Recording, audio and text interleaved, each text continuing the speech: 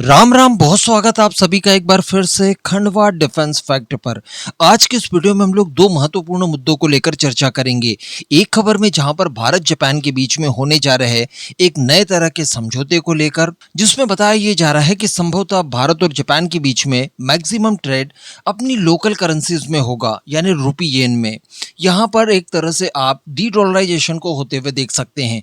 तो वहीं पर दूसरा मुद्दा हम लोग डिस्कस करेंगे चिकन नेक को लेकर। जी हाँ, क्योंकि कुछ इस तरह की खबरें निकल कर आ रही है जिसमें यह बताया जा रहा है कि क्या भारत के द्वारा चिकन नेक की जो चौड़ाई थी, जो उसकी विड्थ थी, जो पहले हम लोग 22 किलोमीटर समझा करते थे, क्या वो 42 से 44 किलोमीटर हो चुकी है। तो आप समझ ही चुके होंगे कि दोनों ही मुद्दे कितने इंपॉर्टेंट होंगे। आप सभी से बस निवेदन रहेगा कि वीडियो को अंत तक देखते हुए चैनल को सब्सक्राइब जरूर कर दीजिएगा। और यार केवल 2 सेकंड्स का काम है, आप पहले वीडियो को लाइक कर दीजिए।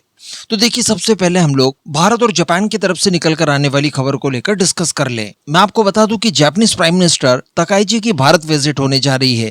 ये प्रधानमंत्री बनने के बाद पहली बार भारत के विजिट पर आएंगी। लेकिन इसी बीच बताया ये जा रहा है कि भारत और जापान के बीच में डॉलर के बिना व्यापार को लेकर तैयारियां की जा रही है, जिसके तहत जो भी लेन देन होगा, जो भी ट्रेड सेटलमेंट होगा, वो रूपी येन में होगा। Actually Japanese media house Nikkei Asia की तरफ से एक रिपोर्ट पब्लिश की गई। इसमें यह बताया गया कि भारत और जापान इस समय एक ऐसी व्यवस्था, एक ऐसे सिस्टम के ऊपर काम कर रहे हैं जिसके जरिए लोकल करेंसीज में ट्रेड सेटलमेंट हो पाए डॉलर के बिना। अब आपको याद होगा कि इसी तरह का कुछ सिस्टम भारत और रशिया के बीच में भी तैयार किया गया था, जिसके जरिए रूपी रूबल में ट्रेड हो पाए। साथ ही बताया जा रहा है कि इस तरह के प्रस्ताव को लेकर प्राइम मिनिस्टर मोदी और Japanese prime minister Sanae Takaichi new Delhi में होने जा रही बैठक के बाद अनाउंसमेंट कर सकते हैं। साथ ही बताया यह जा रहा है कि वर्ष 2025 में ही इस तरह के प्रस्ताव को लेकर दोनों ही देशों के बीच में सहमति बन चुकी है। अब केवल इसे लागू करने की आवश्यकता है, यानी दोनों ही देश इस पक्ष में है कि बायलैटरल ट्रेड को रूपी येन में ही सेटल किया जाए। इसके साथ ही मैं आपको बता दूं कि भारत और जापान के बीच में अगर ट्रेड की स्पेशली बात की जाए, इन्वेस्टमेंट की बात की जाए, तो ये बहुत ही शानदार है। क्योंकि ईयर 2025-26 में भारत और जापान के बीच में जो टोटल ट्रेड था वो 27.5 बिलियन डॉलर्स रहा। इसके अतिरिक्त दिसंबर 2025 में जापान ने भारत के अंदर 3.2 बिलियन डॉलर्स का इन्वेस्टमेंट किया। साथ ही जापान के द्वारा अगले 10 सालों में भारत के अंदर 61 बिलियन डॉलर्स के निवेश को लेकर भी एक टारगेट रखा गया है। तो कहने का मतलब ट्रेड के मामले में, इन्वेस्टमेंट वगैरह के मामले में भारत जापान काफी अच्छा करने जा रहे हैं फ्यूचर में, क्योंकि इन्हें भी चाइना का अल्टरनेटिव चाहिए। मैं आपको कई बार इस तरह की खबरें बता चुका हूं जिसमें जापानीज कंपनियों की जो जीरो चाइना पॉलिसी है, इसे भी ये लोग भारत के चलते ही साकार करेंगे। यानी ये लोग एक ऐसा सिस्टम तैयार करना चाहते हैं जिसके चलते ये लोग चाइना की किसी प्रकार की कोई मदद ना ले पाए। इस समय की भी अगर बात की जाए तो जापान की कुल 1400 कंपनियां भारत के अंदर काम कर रही है। साथ ही कई बड़ी बड़ी परियोजनाओं को लेकर भी भारत जापान के बीच में काम चल रहा है, जिसमें बुलेट ट्रेन आप ले लीजिए। इसके अतिरिक्त भारत का एक बहुत ही प्रख्यात बैंक यश बैंक, इसकी भी 20% तक की हिस्सेदारी रिसेंटली जापान के द्वारा एक्वायर की गई है 1.6 बिलियन डॉलर्स के इन्वेस्टमेंट के साथ। और इस तरह से जापान भारत के अंदर इन्वेस्ट करने वाला 5वां सबसे बड़ा देश बन चुका है। तो बहुत ही अच्छी बात है, क्योंकि एशिया में वैसे भी भारत जापान को लेकर कई तरह की संभावनाएं देखने के लिए मिलती है। हमें डिफेंस के सेक्टर में किस तरह का सहयोग किया जा रहा है लगातार ईच अदर, वो हम लोग देख ही पा रहे हैं। यहाँ पर जापान भी चाहेगा कि जो कॉमन एनिमी है चाइना, उसे काउंटर करने के लिए भारत का सहयोग लिया जाए, क्योंकि जापान का जो ओरिजिनल एलाई है अमेरिका, वो इस समय काफी ज्यादा अनरिलायबल हो चुका है।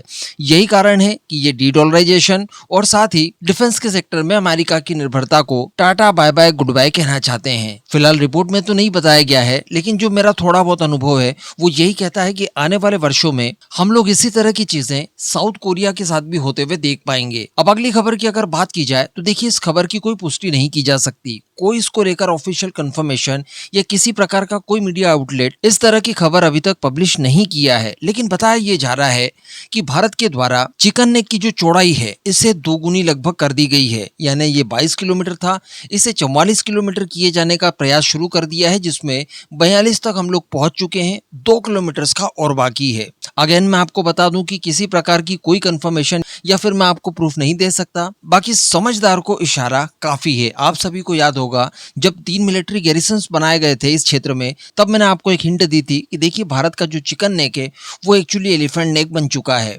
अब इसी तरह की चीज़ें यहाँ पर निकल कर आना और इन सब चीज़ों के पीछे दावा भला क्यों किया जा रहा है, वो अब आप क्रम से समझिए, कहीं से भी स्किप मत कीजिएगा।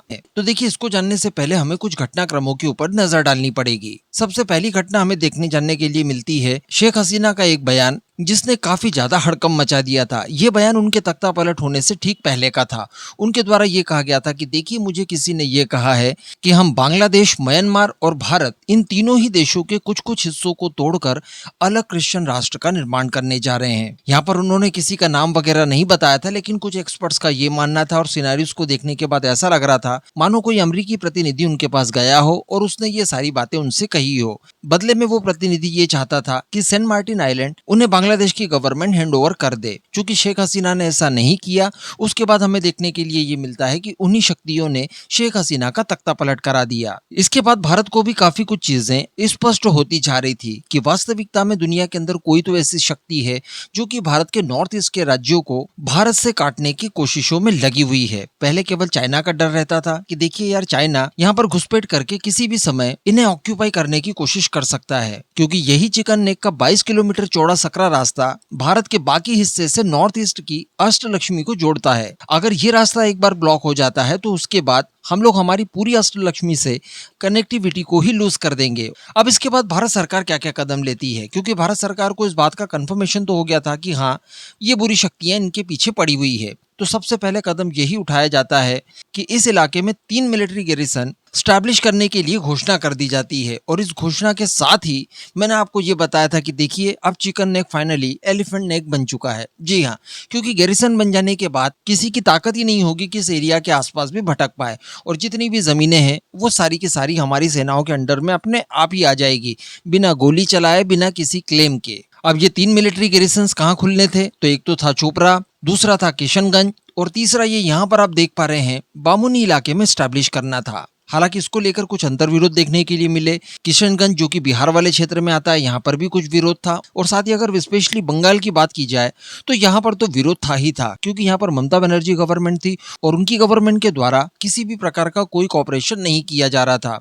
लेकिन फाइनली 4 मई को ममता बनर्जी चली जाती है, वो अपना इलेक्शन हार जाती है, बीजेपी गवर्नमेंट पावर में आती है और शुवेंदु अधिकारी बंगाल के नए चीफ मिनिस्टर बनते हैं। इनके चीफ मिनिस्टर बनते ही बंगाल की मानो कायाकल्प होनी शुरू हो जाती है। क्योंकि आप घटनाक्रम देखिए, 9 मई 2026 शपथ समारोह के तत्काल बाद शुवेंदु अधिकारी एक निर्णय लेते हैं और इस बात की घोषणा करते हैं कि नॉर्थ बंगाल और चिकन नेक को राष्ट्रीय सुरक्षा की टॉप प्रायोरिटी में रखा जाएगा। यानी उन्होंने स्पष्ट कर दिया कि देखिए ये जो इलाका है इसे नेशनल सिक्योरिटी के नाम पर टॉप प्रायोरिटी में हम लोग रखेंगे। इसके बाद 11 मई 2026 की बात की जाए तो पहली कैबिनेट की बैठक होती है। बॉर्डर वाले कुछ इलाके और स्ट्रैटेजिक लोकेशंस को केंद्र सरकार और जो हमारी नेशनल सिक्योरिटी एजेंसीज हैं इन्हें ट्रांसफर करने का फैसला किया जाता है। यानी चिकन नेक का वो सेंसिटिव इलाका जो अभी तक वेस्ट बंगाल गवर्नमेंट के अधीन था और उन्हीं के अंडर आता था, ये सारा का सारा टुकड़ा ट्रांसफर कर दिया जाता है केंद्र सरकार को और हमारी सुरक्षा एजेंसियों को कि आप ही इसका नियंत्रण संभालिए। इसके बाद 18 मई 2026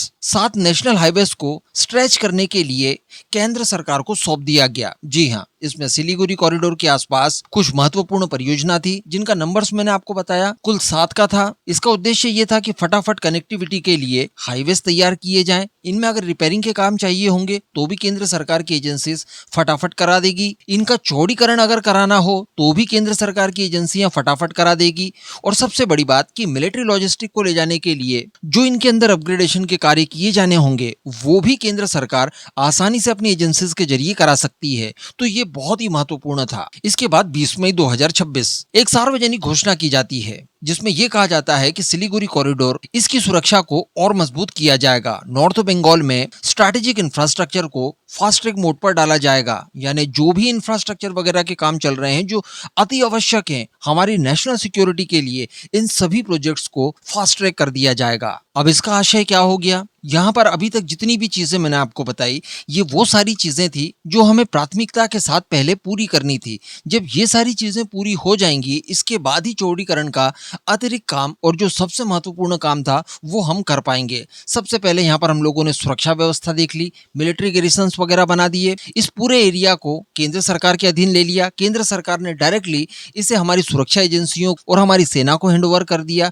ताकि वो अपने हिसाब से यहाँ की मैपिंग वगैरह कर ले, यहाँ का पूरा इलाका देख ले, अपने सर्विलांस के यहाँ पर इक्विपमेंट को इंस्टॉल वगैरह कर दे और अल्टीमेटली इसे एक अभेद किला बना दे। अब ये सारी कुछ चीजें हो गई तो यहाँ पर कनेक्टिविटी भी चाहिए, तो 7 हाईवेज को स्ट्रेच करने के लिए, उनके चौड़ीकरण के लिए, अपग्रेडेशन के लिए इन्हें भी केंद्र सरकार को सौंप दिया गया। तो इस तरह की सारी तैयारियां हम लोगों ने कर ली। उसके बाद बताया ये जा रहा है कि हमारी एजेंसीज, हमारी सेनाएं और केंद्र सरकार इन सबके मिले जुले प्रयासों के चलते चिकन नेक और उसके आसपास के सभी क्षेत्रों का पहले अवलोकन किया गया, एक प्रॉपर सर्वे वगैरह किया गया, इसकी तमाम जानकारियां निकाली गई, इनकी मैपिंग वगैरह करवाई गई। जब सारी कुछ चीजें हम लोगों ने कर ली तो हमें ये पता चलता है कि ये जो 22 किलोमीटर चौड़ा कॉरिडोर है, इसके आसपास डेड स्पेस जो पड़ा हुआ है वो भी ऑलमोस्ट 22 किलोमीटर का और है, यानी 22 और 22 टोटल 44 किलोमीटर हो जाता है। अब ये जो डेड स्पेस पड़ा हुआ है जो कि कॉरिडोर के दोनों ही बाजू लगभग है, मोस्टली ये बांग्लादेश की तरफ ज्यादा है, नेपाल की तरफ कम है, लेकिन दोनों ही तरफ काफी स्पेस बाकी था। तो यहाँ पर प्लानिंग यही की गई कि ये जो खाली पड़ा स्पेस है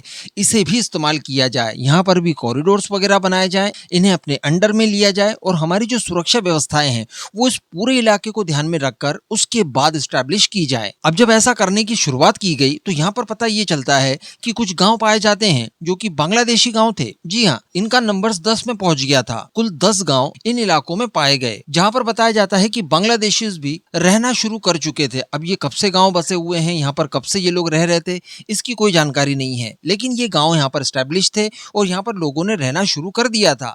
तो बलपूर्वक फिर इन गांवों को खाली कराया जाता है। जैसे ही गांवों को खाली कराया जाता है आपको एक बहुत ही बड़ा स्पेस मिल जाता है। अब स्पेस केवल मिल जाने तक ही मामला सीमित नहीं था, कारण ये था कि जब इस तरह की गतिविधियां होंगी तो आपके जो एनिमीज हैं वो भी अपना काउंटर मूव चल सकेंगे। इस वजह से इस पूरे इलाके को सिक्योर करने के लिए भी आपको जल्द से जल्द मजबूती से कदम उठाने की आवश्यकताएं थी, तो वो सारे इंतजाम भी किए गए। इसके अलावा भी बताया जा रहा है कि कुछ यहाँ पर नदियां वगैरह है, जिसमें तीस्ता नदी का नाम भी निकलकर सामने आ रहा है। इनका जो कछार वाला इलाका है या जो इनका तटवर्ती इलाका है, इन सभी इलाकों को भी इस पूरे कॉरिडोर में शामिल करवाया गया। तो इन सब का प्रतिफल देखने के लिए ये मिलता है कि ये कॉरिडोर अभी तक हम जितना समझते थे उससे लगभग 2 गुना हो चुका है, यानी 44 किलोमीटर। वैसे पूरा 44 नहीं बताया जा रहा है, इस समय कहा जा रहा है कि अभी 42 किलोमीटर ही सिक्योर किया गया है। 2 किलोमीटर का और एक्सरसाइज बाकी है, उसे भी बताया जा रहा है कि जल्द से जल्द कर लिया जाएगा और इस तरह से मिला जुलाकर कुल 44 किलोमीटर का ये पूरा का पूरा एक चौड़ा कॉरिडोर दिखाई देगा हमें। ये बदलकर एलिफेंट नेक यहाँ से बन जाएगा। इसमें यह भी बताया जा रहा है कि ये जो इलाका जो एडिशनली हम लोगों ने लिया है, इसमें कुछ बफर जोन वगैरह था, यानी बॉर्डर इलाकों में आपको पता होगा कुछ ऐसे स्पेसेस होते हैं जो कि बफर जोन घोषित कर दिए जाते हैं, जिसमें ना तो भारत जा सकता है ना बांग्लादेश जा सकता है। तो इस तरह के सभी इलाकों को भी इसके अंडर में लिया गया है। यह अमूमन सभी तरह की सीमाओं के आसपास होता है। तो इस तरह से छोड़ी गई जितनी भी डेड स्पेस वगैरह बाकी बची हुई थी, इन सब को मिला जुलाकर ये 44 किलोमीटर के आसपास चौड़ा बना लिया गया है। इस तरह का दावा किया जा रहा है कई अलग अलग एक्सपर्ट्स के जरिए। हो सकता है कि आने वाले 1 आध सप्ताह के अंदर इसको लेकर कोई ऑफिशियल कंफर्मेशन भी यहाँ से बाहर आ जाए, या शायद ना भी आए, क्योंकि हो सकता है कि भारत इसकी ज्यादा पब्लिसिटी ना भी करना चाहता हो, क्योंकि इसका इंपॉर्टेंस पब्लिसिटी से ज्यादा इसके उपयोग से है, जो उपयोग तो अब हम लोग कर ही पाएंगे। तो इस तरह का कुछ घटनाक्रम यहाँ पर हुआ है। इस बात के दावे अलग अलग जगह किए जा रहे हैं और इसमें महत्वपूर्ण भूमिका हमारे होम मिनिस्टर अमित शाह ने निभाई है।